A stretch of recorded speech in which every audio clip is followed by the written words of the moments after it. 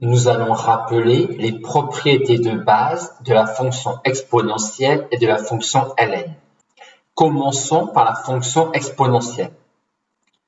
Les propriétés de base sur la fonction exponentielle sont simples à retenir. Elles sont en effet analogues aux règles sur les puissances vues au collège. C'est pourquoi nous les énoncerons avec l'écriture de l'exponentielle x avec x en exposant. Tout d'abord, exponentielle 0 égale 1, exponentielle 1 égale e. Le nombre e est la valeur de l'exponentielle en 1. Exponentielle x plus y égale exponentielle x fois exponentielle y. Exponentielle moins x égale 1 sur exponentielle x. Exponentielle x moins y égale exponentielle x sur exponentielle y. Et enfin, exponentielle x puissance bêta égale exponentielle bêta x. Et ceci pour n'importe quel réel x et pour n'importe quel réel bêta.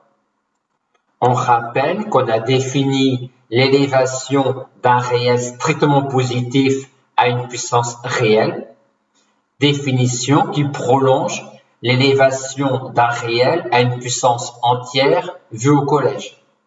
Voyons maintenant les propriétés de base de la fonction ln.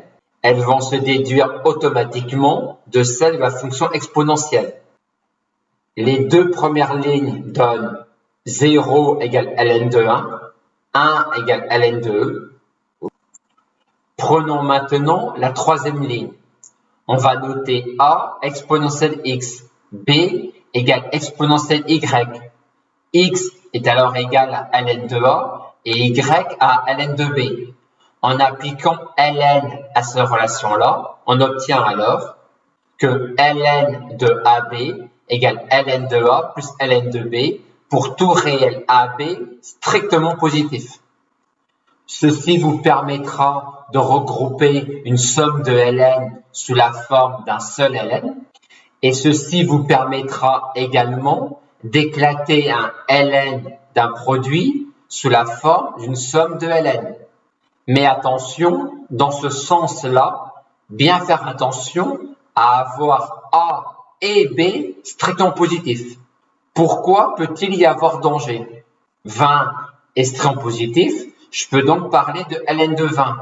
Mais 20, c'est 4 fois 5, mais c'est aussi moins 4 fois moins 5. Je peux éclater ln de 4 fois 5 en ln de 4 plus ln de 5, parce que 4 et 5 sont strictement positifs.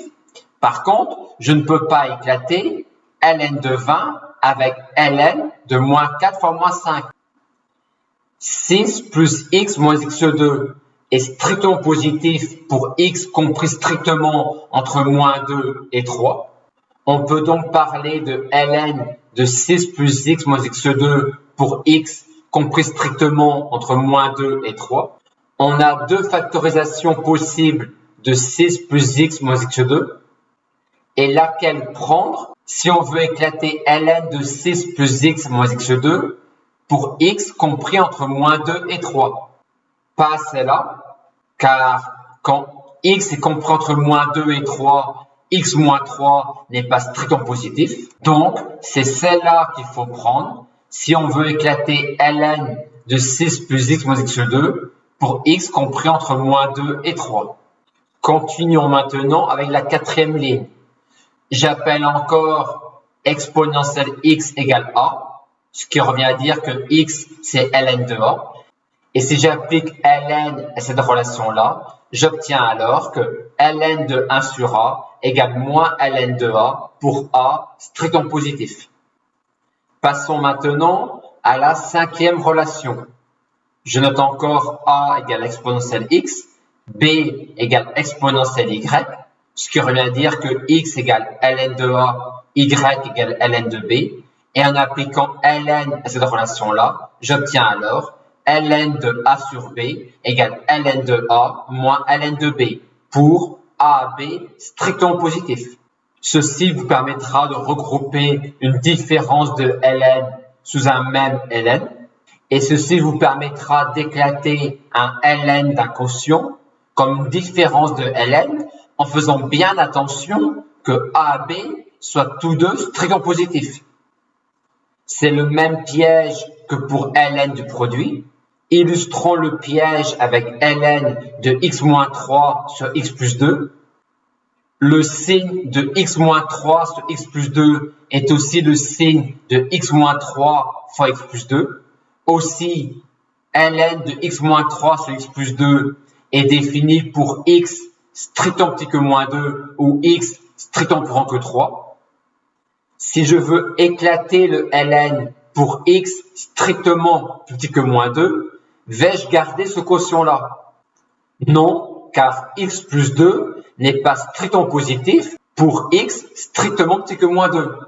Donc, je vais réécrire le quotient x moins 3 sur x plus 2 sous la forme 3 moins x sur moins x moins 2. Et maintenant, pour x strictement plus petit que moins 2, 3 moins x et moins x moins 2 sont tous deux strictement positifs. Et donc, je peux maintenant éclater mon ln du quotient. Maintenant, si je travaille avec x strictement plus grand que 3, il n'y a rien à faire, car pour x strictement plus grand que 3, x moins 3 et x plus 2 sont bien tous deux strictement positifs. Donc, je peux éclater mon ln du quotient par cette écriture-là. Voyons maintenant ce que donne la dernière relation sur l'exponentielle au niveau du ln. Je note encore a égale exponentielle x. Et en appliquant ln à cette relation-là, j'obtiens que ln de a puissance bêta égale bêta ln de a. Et ceci pour tout réel bêta et pour tout a strictement positif. Voyons comment simplifier cette expression-là qui est définie pour x strictement positif. Le but est de faire apparaître du exponentiel ln pour pouvoir simplifier. Pour cela, je veux rapprocher cette exponentielle-là de ce ln-là et de ce ln-là. Je vais pour cela utiliser exponentielle u plus v, ce qui me donne cette relation-là. Maintenant, le 3 qui est là et le moins 4 qui est là me gênent pour faire apparaître exponentielle ln. Et pour qu'ils ne soient plus là, je vais les faire passer en exposant à l'intérieur du ln. Une fois arrivé là, j'ai bien exponentielle ln que je peux simplifier et exponentielle ln que je peux simplifier. Et j'obtiens donc finalement cette expression-là comme expression simplifiée de cette quantité-là. Dans cet exemple, on nous demande de simplifier alpha n plus 1 moins alpha n. Alpha n plus 1 moins alpha n est égal à cette quantité-là. J'ai envie de tout regrouper sous un même ln pour pouvoir simplifier les factoriels. Une fois tout regroupé sous un même ln et après simplification, j'arrive à cette quantité-là. Et maintenant, je vais éclater mon ln produit quotient. Une fois éclaté, le ln donne cette quantité-là. Je mets ici le n en facteur pour faire apparaître du ln de 1 plus 1 sur n. Et après simplification, j'obtiens finalement ce résultat-là.